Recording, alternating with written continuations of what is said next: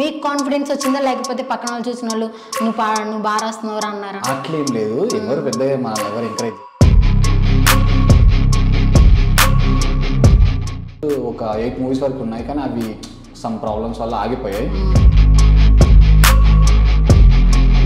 So ఏదో లోటు ఉంది నా లోపల. బయట ఆల్రెడీ సాంగ్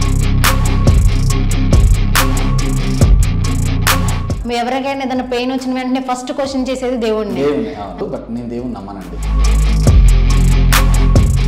ఇవన్నీ మీరు చేస్తున్నప్పుడు అనిపిస్తుందా ఆ టైంలో నేను ఏది అమ్మవాలనుకున్నానో ఏదో ఏం చేస్తున్నాను? ఆబ్వియస్లీ కదా.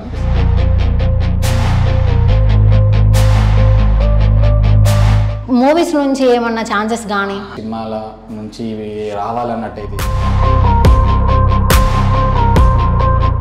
ఎవ్వరు మనకి ఇవ్వరా లేకపోతే ఏదన్నా పెద్ద దెబ్బే తగిలి ఉంటుంది, అలాంటి సిచ్యువేషన్ ఏమొచ్చింది? పెద్ద దెబ్బ అంటే ఫ్యామిలీ నుంచి వచ్చి నాకు వచ్చింది.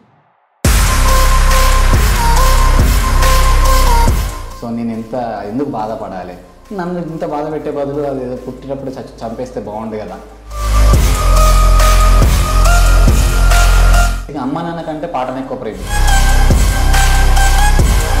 ఫ్యూచర్ వైఫ్ని వర్ణించుకొని ఒక పాటలంటూ రాసుకొని ఉంటారు కదా.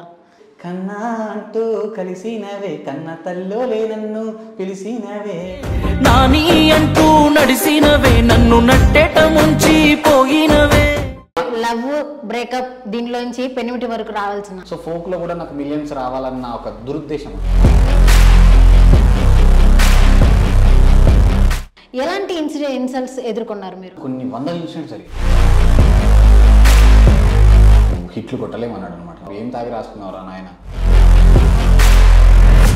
ఫేమ్ రాకముందు ఫేమ్ వచ్చిన తర్వాత మీ క్యారెక్టర్లో చేంజెస్ వచ్చాయని విన్నాం. సో అది కూడా డిపెండ్స్ ఆన్ వ్యక్తులను బట్టి ఉంటుంది.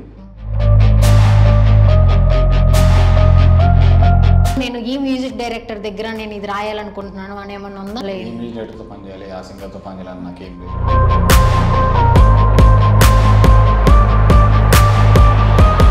నీ సాంగ్ నాకు ఇచ్చే నేను దాన్ని మనీగా యూజ్ చేసుకుంటా, నా నేమ్ వేసుకుంటా, నేనేమో వేయను అనే ఏమన్నా వచ్చినాయి? మా ఇండస్ట్రీలో ఉన్న ఒక వ్యక్తే పేరు లేదు.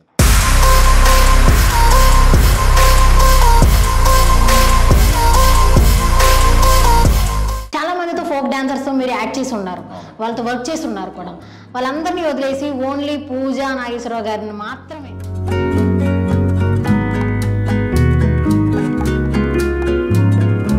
ఒక ఛాన్స్ వస్తే ఎవరితో డేట్కి వెళ్తారు?